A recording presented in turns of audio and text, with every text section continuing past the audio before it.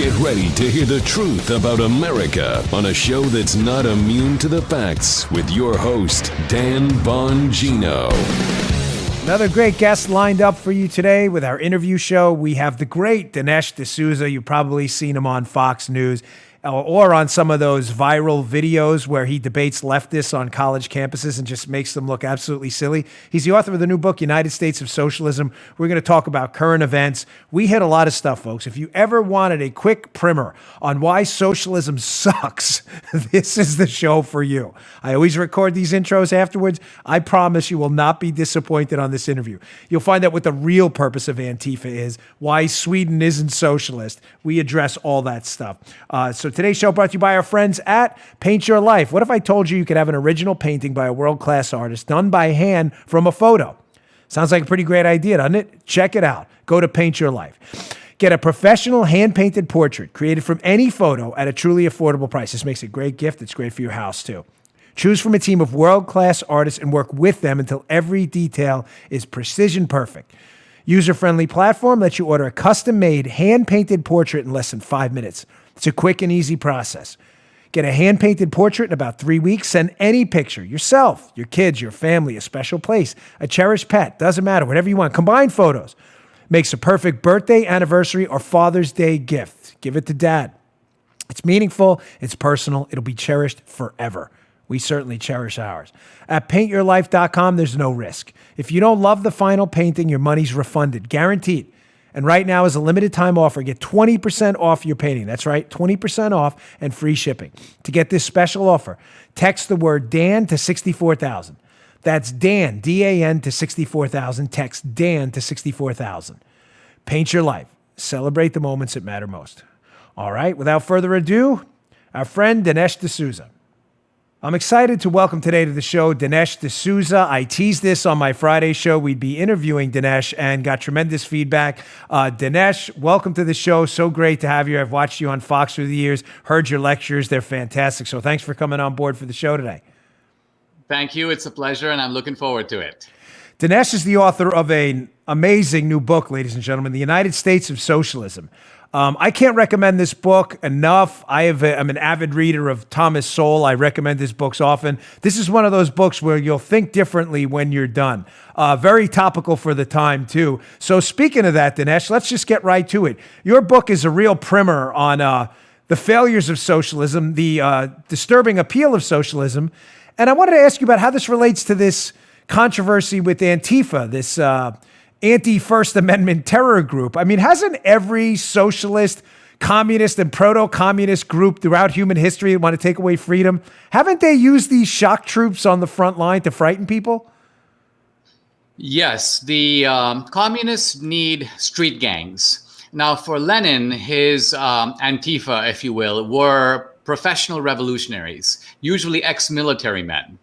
Mussolini, who was also a socialist, had what he called the black shirts. And the black shirts actually they look like Antifa. I mean, black outfits, they typically carried brickbats and cement blocks. So same tactics, street fighting, and I think in some ways Antifa is almost 100 years later, a revival of the black shirts. Hitler had the brown shirts. So these different socialist movements have had a paramilitary on the street. Now, I would never have thought that in America, we would have a paramilitary that would operate with at least tacit sanction from powerful people in Hollywood, in the media, and in the Democratic Party. But that's what makes Antifa a little terrifying, is these aren't just goons on the street. These are goons with lawyers, goons with money, goons with strategic planners, and goons that have political supporters who apparently feel the need to have a street gang do some of their dirty work for them. And Dinesh, wouldn't you agree the left is really, they're experts at the marketing of their brand? A guy you and I both know, who shall remain nameless for the purpose of this, he will probably remain confidential, but he said to me, the genius of the left is their marketing ability. And the reason is a lot of leftists are Silicon Valley types who have to sell products that require some type of creative marketing. when you think about a lot of people who vote conservative, they're commodities folks. You have the energy industry and things like that. There's not really a need for creative marketing. I mean, Exxon, Mobil, what's the difference? You know, you just gasoline's gasoline. And I see that here with Antifa. I mean, what a sick, but in a way brilliant anti-fascist. These are the fascists. They're beating the snot out of people in the street. This is like Orwellian newspeak here. Absolutely. And it goes back to really World War II. Remember that Hitler was allied with the Soviet Union. But the moment that Hitler broke with the Soviets, in a way double-crossed Stalin, suddenly the communists in the West began to take on this Antifa kind of label. And the basic idea was that they were really defending the communists, but they framed it as fighting the fascists. And after World War II, they just began to label all their opponents, particularly their opponents who were free market and so on, as being fascists. And so that dirty game continues to the present. And but of course, Antifa is the closest resemblance to fascism that we have in America today, both in its ideology, socialist, and also in its tactics, essentially gangster. You know, I think one of the more important parts of your book, again, we're talking to Dinesh D'Souza, author of the new book, a spectacular read, folks. Again, can't recommend it highly enough. Please go pick it up. United States of Socialism. Your eyes will be open. Open. I mean, like Clockwork Orange, Stanley Kubrick open after you're done with this, although it won't be as painful. Dinesh, one of the most important parts of your book, you address identity socialists. You know, it reminded me a bit going through that portion of something I heard from David Horowitz a long time ago. He talks about how what you just said, how any of their opponents automatically become boxed into the labels they choose. So he talks about the anti-communists. In other words, we're the anti-communists, and all of these people are against us are the anti-communists. So you get this kind of cornucopia of strange bedfellows. You get Islamists who don't like people who are gay, and then you get liberal activists in the gay community supporting Islamists sometimes. And you see this over and over. And does that relate, or am I reading it wrong, to a lot of what you talk about with identity socialism? How they've put us all in these identity politics boxes and targeted us against one another, and then pretending they're coming to the rescue. Am I wrong? Well, if I could tell the story a little bit, the Please. original socialism was voluntary communes. You know, 100 people would come together, they'd pool all their possessions. And this was kind of the early, almost free love socialism. This is before Marx. Marx invented the idea of socialism based upon a radical division of society into two groups, basically the rich and the poor. The workers on the one side and the capitalists on the other. And Marx expected that the workers would revolt and overthrow the capitalists. But see, that never happened. And in America, there was an economist, Myrna Sombart, who asked, why has socialism never come to America? He asked the question about 100 years ago. And he gave a remarkable answer. He said, socialism hasn't come to America because the working man, far from wanting to overthrow the system, wants to succeed in the system. He wants to become his boss. As he put it, all socialist utopias come to grief on roast beef and apple pie. And so what happened is that the left figured out that there's never going to be a worker revolution. In fact, today, if you want to find a working class guy, there's a good chance you'll find him in a Trump rally. So they said, look, we need to create new divisions, not just rich and the poor. How about the black and the white? There's a lot of racial history in this country. What about if we stoke those fears? What about the division between male and female, between straight and gay, between legal and illegal? So in a way, the left is even more diabolical than Marx because he only wanted to divide society one way. These guys want to carve up society many different ways with a view to maximizing the social antagonism and then cobbling together a coalition of victim groups. That's how they get to 51%. That's how they get a majority. Forgive me for asking a rhetorical question we both know the answer to, but it's worth bringing up on the show for some who may be new to this kind of dirty politics. You don't believe any of this is really principled, do you? I mean, I guess I'll phrase it for the listeners out there. If the left tomorrow figured out that immigrants from South and Central America largely supported the Republican Party, the left would turn on immigration tomorrow morning. In other words, this isn't about immigrants. I mean, one of the reasons I bring it up, Dinesh, is I remember a specific Republican senator who I like, who years ago put in what effectively was a poison pill, said, all right, well, consider some of this immigration bill, but they won't be able to vote for, I think it was 10 years or so. And all of a sudden, the left that said, hey, we just want them to come here and have a better life. The illegal immigrant will give them amnesty. All of a sudden they change their mind. Like, no, we don't want them to have a better life. They can't vote for us. So this isn't principle now, is it?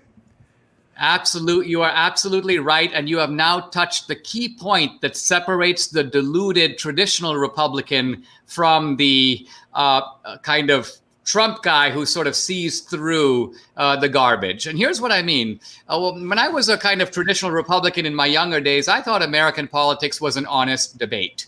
You have two sides, and each side articulates a set of ideals. And we put those before the American people that offers a kind of a juror's judgment as to which has the better argument.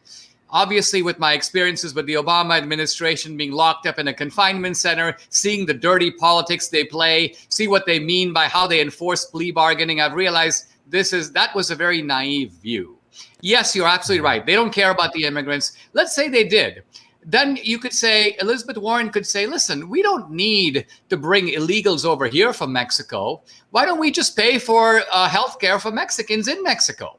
Why don't we just take the wealth of America and equally share it with the rest of the world? Notice that no Democrat even proposes this. Why? Because that's not what it's about. It has nothing to do with it. Same with the George Floyd business. Why do conservatives love to point to the double standard? Oh, wow, these guys on the left don't seem to think that black lives really matter, do they? They go around, they seem perfectly willing to destroy black-owned businesses. Of course they do.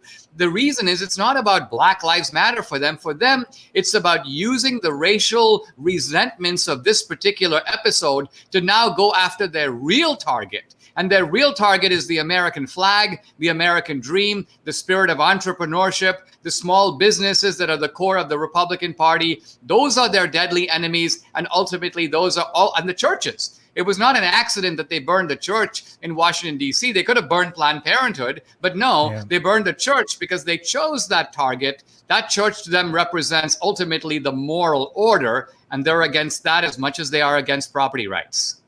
Which, don't you find it odd? Again, we're talking to Dinesh D'Souza, author of a terrific new book, United States of Socialism. All of this stuff is in there and more, folks. Terrific book. Again, don't you find it odd that the Chinese communists have the exact same enemies, Dinesh? I mean, I was reading an article today, I don't know if it was Foreign Policy or elsewhere, how the Chinese communists are absolutely terrified of Christianity. You know, Pope John Paul, what happened in Poland, of course, they have fresh memories of this. It never goes away for them. They're just terrified of an allegiance, anything other than the state. It absolutely scares them. They all seem to have these common enemies. These tyrants have common enemies is what I'm getting at. And think about the Islamic radicals, kind of the same thing. It may seem paradoxical at first glance that the left in this country, with its permissive approaches to policy in this country, would be allied with radical Muslims who believe and do the exact opposite. But of course, the reason they do that is they feel they've identified the common enemy, and the enemy is Trump, the enemy is Christians, the enemy is conservatives, the enemy is you and me. Yeah, that's it. That is exactly what that David Horowitz line was always about, that we're the anti-communists, people like you and I. We believe in individual liberty and freedom for all, big R, God-given rights, the absolute opposite of the communist ethos. The anti-communists are just, they're against us. That's it. It's not about principle. I mean, I had that kind of road to Damascus moment you did as well, where you realized that this is not a fair fight. I remember running for office, not to make it about me, it's about your book, but I just remember debating with the Washington Post editorial board. You know, it was about an endorsement, which they were never going to give me anyway. But I remember saying to them, you know, it's interesting you're talking about tax dollars, because when Reagan cut the top marginal tax rate, tax revenue to the government doubled because the economy grew. It's a simple math equation. And Dinesh, they didn't believe it. They just insisted it wasn't true. I had to send them the treasury tables, and then they ignored me and wouldn't answer the email. So I agree with you. It's not about principle, but let's get back to your book because it's important. And I want to just talk about a couple things at the end about some of the things I picked up in your debate. So Kevin Williamson, a while back, wrote a book. He used to write at National Review. I think he may be back there now, but he had a book called The Idiot's Guide to Socialism. And I have to tell you, no knock on Kevin, your book is a lot better, but his book was great. I loved it at the time. And one of the things he addresses in there is how there are no examples of socialism success. None. Goose egg, zero. Matter of fact, not only are there no examples of success, it's all a catastrophe. So he talks about the new socialism, how the left figured out in the United States that they don't have to control the means of production outright. They don't have the intellectual capability to do that, to run the businesses. So if they can tax and regulate it to death, it's de facto control anyway. I was wondering what your thoughts would be on that in light of your book, The United States of Socialism. Well, that actually was also the fascist model. If you look at the fascists, for example, Hitler's National Socialists, they didn't actually take over German industry. They just told German industry, from now on, you're going to do what we say. So they issued, you could call it mandates and regulations. Yeah, socialism has never worked. It's been tried in about 25 countries. Now, of course, the left will say today, yes, it works in Scandinavia. That's our model. And I have a chapter in the book where I show that's not their model. First of all, let's look at the Scandinavian model for just a minute. They are capitalist in wealth creation, even if they are socialist in wealth distribution. They have low corporate tax rates, about 20%, same as here. They have no minimum wage. You can hire or fire people for any reason. They have no wealth tax. They have no inheritance tax. The kind of financial transaction fees that Bernie and Elizabeth Warren want to impose on Wall Street, there is no such thing in any Scandinavian country. Finland tried universal basic income. They got rid of it. So the Scandinavians don't kill the goose that lays the golden eggs. And even more important, they don't demonize the rich. You don't have the kind of a tax on millionaires and billionaires. Why? Because the Scandinavians aren't ripping off people they aren't robbing Peter to pay Paul. Yes, they have a big welfare state, but their principle is everybody has to pay for it. And so if you earn 60 or 70 grand in Sweden, you pay a 45 to 50% tax rate. It's not a matter of targeting the rich. It's a matter of soaking, you might say, the whole society. So none of the leftists in this country want that model really. And that's why they never go to Scandinavia. You'll notice that all these guys, these Hollywood guys, they've all gone down to Venezuela. The pictures of them embracing Hugo Chavez, Sean Penn, Danny Glover, Jesse Jackson, Jimmy Carter. But you never see any of them even Bernie Sanders, who is Scandinavian in origin. He's never been to Scandinavia, but he went to Moscow for his honeymoon. Dinesh, that's a brilliant point. And it's one of the points on cable news when I've done my commentary that I constantly hammer home. That is not socialism. If you want to have a proper argument, a back and forth debate, which you and I just acknowledge isn't possible with the left, but we can try once in a while, I guess. You're debating the merits of heavy taxation and a welfare state. Socialism is the government control of the means of production. That is not what's happening in Scandinavia. Your points are absolutely correct. When you look at economic freedom scales, a lot of these Scandinavian countries are on top of us. When you look at things like, one of the statistics I always found interesting about this argument is that, this is fascinating, that Swedes in Sweden have a lower net wealth than Swedes in the United States. So in other words, you have this homogenous, hardworking culture that when you transplant them out of this monster welfare state they have, and you put them in the United States where the tax rates are a little lower, they grow their wealth because they work hard. I mean, none of this is hard to figure out, and it drives me wild. And I think this is where your book can serve as a real guide for people who are confused about this. The United States of Socialism, folks, check it out. That is not socialism. We can't have a debate about socialism if you're talking about a welfare state. They're two separate things. One thing that the socialist left, though, is really good at is they are good at framing a narrative. You alluded to this earlier, but it's worth emphasizing. They always have a narrative, a storyline. And let's take their George Floyd storyline. Their George Floyd storyline is that what happened to George Floyd is not anomalous. It's not episodic. It's systematic. It happens every day. This is how the cops really are. America is a chronically racist society and has been since the first white man set foot here in 1619. That's their narrative. Now, the important thing is we say things like, facts count and feelings don't, but we need to have a counter narrative. We need to be able to say our side of the story, kind of the way you do when you're summing up a legal case. Now, I just read an article in a conservative magazine saying, in effect, something like socialism will never work because it's against human nature. Now, this is complete nonsense because socialism does appeal to a certain low and sick aspect of human nature. So when the Democrats are saying to people today things like, hey, you've been sitting on your couch for 2 months. Wouldn't it be nice to sit on your couch forever? Never get up from your couch. You don't want to shave, do you, and dress up and go to work and punch a time clock and listen to your boss rave on and on? How about if we give you $2,000 a month to kind of keep hanging out at home with your family and doing the things you like to do? It's tempting. It's tempting to everybody to say, man, there's a little bit of me that would rather do it that way. The other thing about socialism is it's very tempting for the people who get power because socialists in this country make a lot of money. You look at guys like the Clintons, you look at guys like Al Gore, you look at the Bidens. These people have gone from 0 to 100 million plus on a government salary. Now, if they were in a free market system, they're completely useless. You think Obama would know how to invent an iPhone or start Amazon Prime? He wouldn't even know where to begin. Yeah. But they are talented in sowing the seeds of resentment, and they see that in a socialist society, they would have a great deal of power. So this is what motivates them. It's thoroughly consistent with human nature, but kind of that low, disgusting side of human nature that they specialize in. We're going to take a quick break. We're here with Dinesh D'Souza, author of the great new book, United States of Socialism. We'll be right back.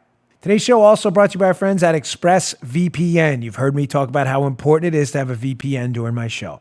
And now that's a lot of you are working from home. It's even more critical now to choose a VPN you can trust. I do my research on my sponsors. You all know that. I only recommend brands I use myself and I believe in. I can say with confidence that ExpressVPN is the best VPN on the market. We use it here. It's sitting right there. Our router right there. I'm not kidding. Right to my left. Here's why. ExpressVPN doesn't log your data. Lots of really cheap or free VPNs make money by selling your data to ad companies. ExpressVPN developed a technology called Trusted Server. It makes it impossible for their servers to log any of your info. It's fast, too. A lot of VPNs in the past, they slow your connection. They make your device sluggish. We don't need any of those issues. Not with ExpressVPN. We've been using it here for a long time. My internet speeds are blazing fast. Even when I connect to servers thousands of miles away, I can stream HD quality videos with zero lag. Something else that really sets ExpressVPN apart from other VPNs is how easy it is to use. Unlike other VPNs, you don't have to input or program anything. Just fire up the app. It's that simple, and click one button to connect. Listen, I'm not a tech guy. I use it lickety-split, no problem. It's so easy, even your grandparents could use it. It's not just me saying this. Wired, CNET, The Verge, and many other tech journals rate ExpressVPN the #1 VPN in the world. Protect yourself with the VPN that I use and trust. Use my link at expressvpn.com/Bongino today and get an extra 3 months free on a 1-year package. Don't wait. Protect your online data from prying eyes today. Go to expressvpn.com/Bongino. That's expressvpn.com/Bongino to learn more today. Now back to our interview with Dinesh D'Souza. All right, we're back with Dinesh D'Souza, author of the book United States of Socialism, which we're here talking about today. Dinesh, before the break, we were talking about the appeal to our amygdala of socialism, our lower level brain. And one of the things you mentioned in your book, United States of Socialism, is how the appeal there also is kind of like a class warfare. Hey, these rich people, they have all, you got to go get their stuff. They got too many. They don't need that. I mean, who needs 10 cars? You're entitled to that. And I mean, listen, Dinesh, it's a simple argument to understand. You have to admit, in a marketing perspective, you're thinking to yourself, yeah, that makes sense. I mean, I live a middle-class life. I work hard. Why does this guy have 7 cars? I should have one of those as well. But what they don't understand, and what I think our obligation is, as people who have some kind of a public following here, is to explain what Hayek always explained, that once you institute government-enforced equality, what you're actually doing is forcing people to be treated unequally. And they give an example. People always think in stories and narratives of, what about a guy who his whole life, Dinesh, struggled, right? His whole life.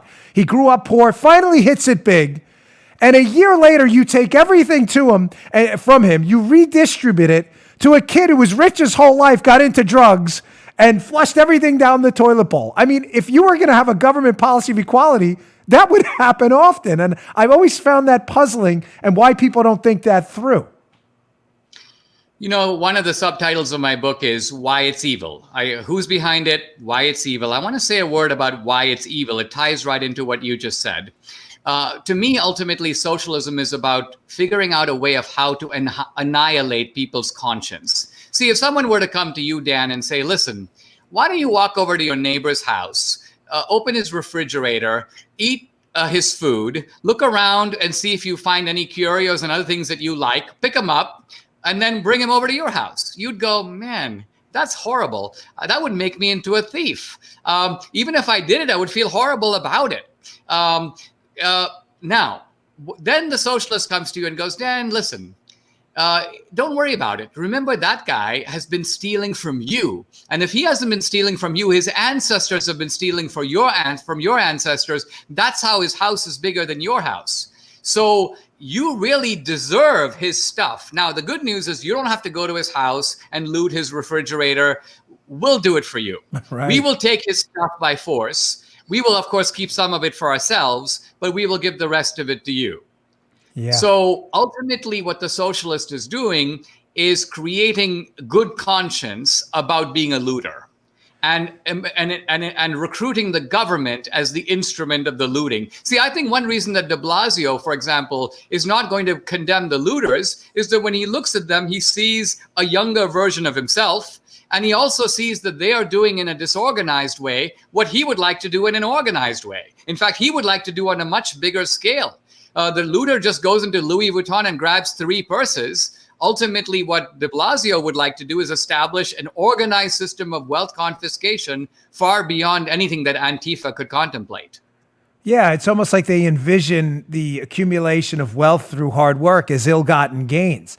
It's almost as if they're against hard work and a meritocracy, themselves. Now, Dinesh, one of the things I always found offensive, having grown up in a largely Democrat family that are now all Republicans, but one of the things I always found offensive was the idea of the hypocrisy of leftism, socialism, even the green movement in and of itself.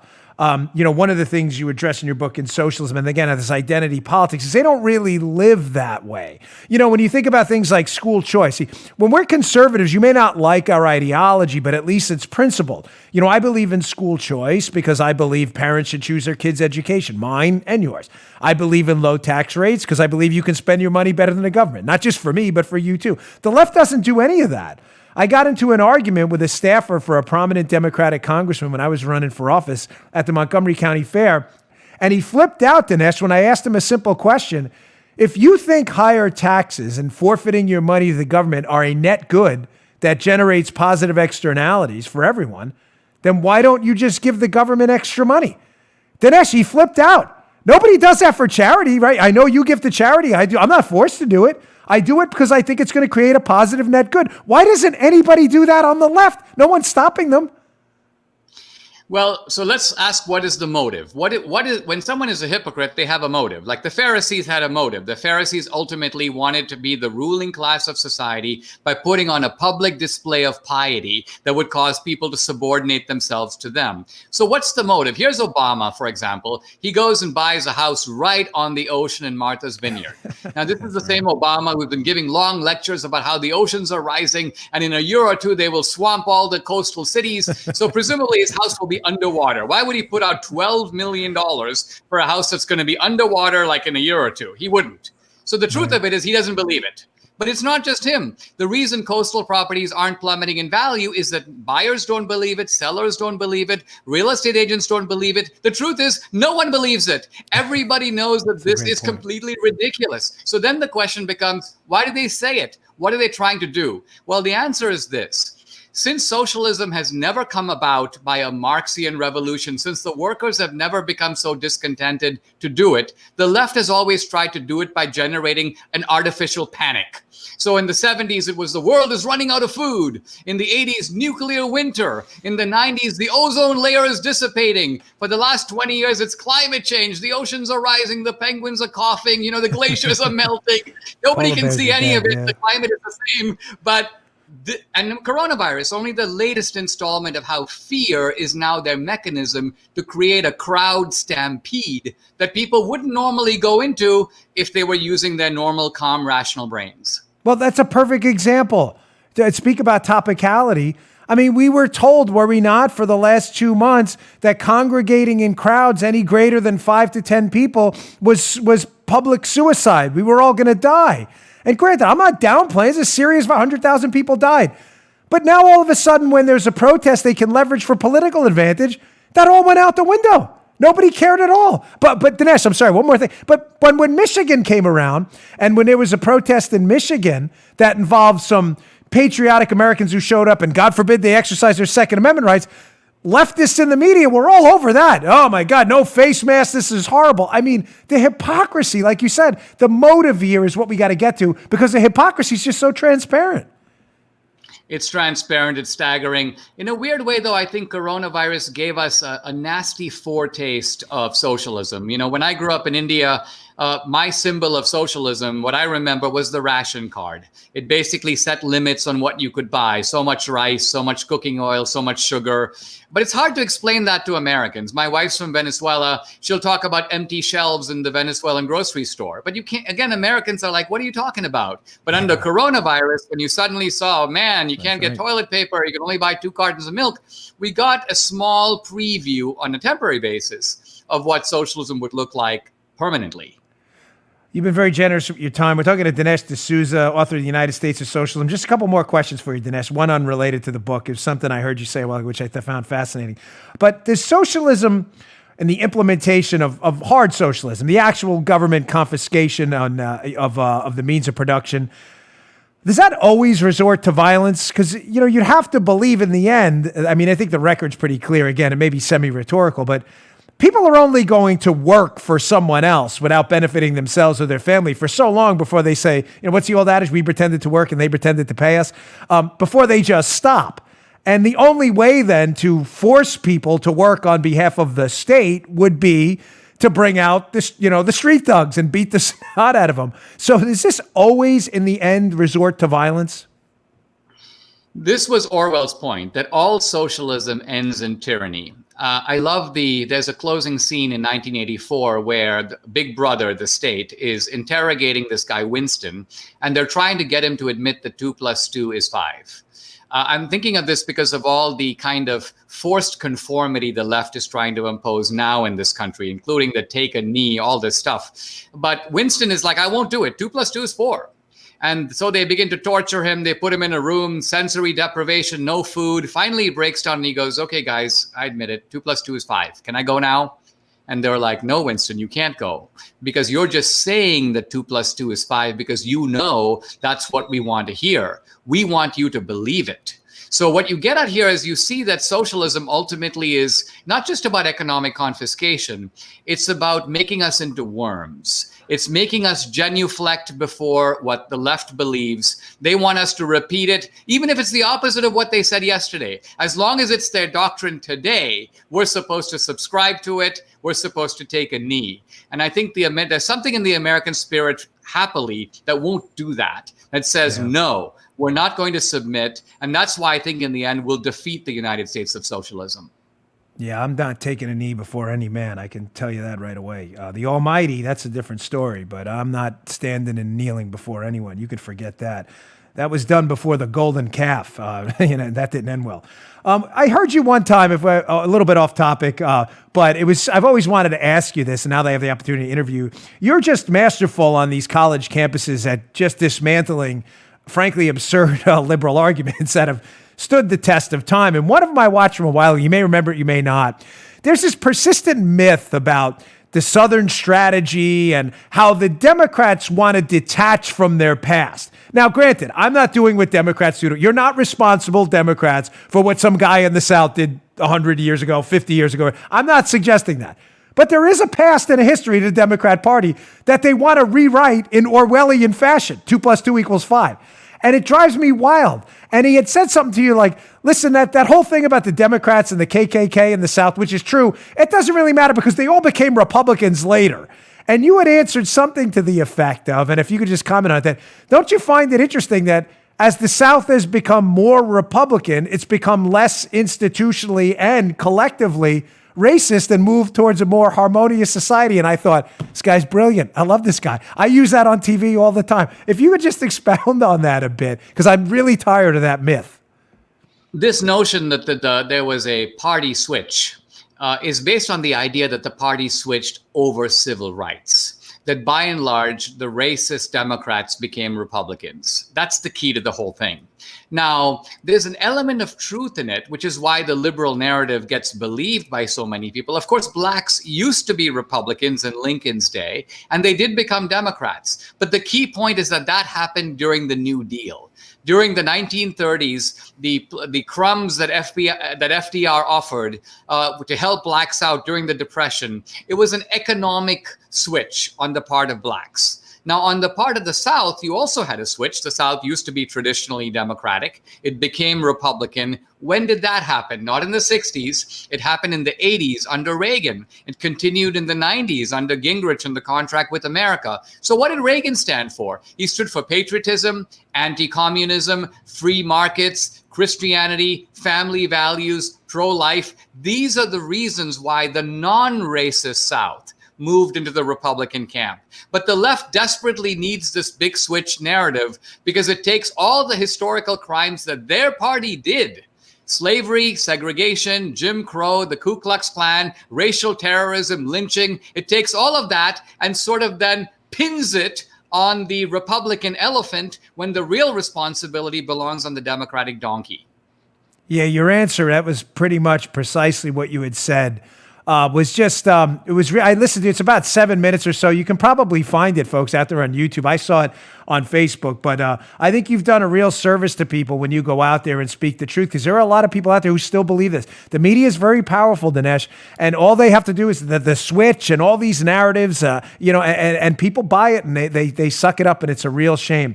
Dinesh, I can't thank you enough for your time. Folks, please go out and grab this book. I'm asking you as a personal favor because not because I think you need it. I think you really need to read this to open your eyes. It's a tremendous book, The United States of Socialism. A lot of the stuff we talked about is in there today. It is a real eye-opener, the equivalent of some of the Thomas Sowell books I read in the past, where you're going to wake up in the morning a different person. Go check it out. Dinesh, thanks so much for your time. It was an honor to talk to you. I really appreciate it.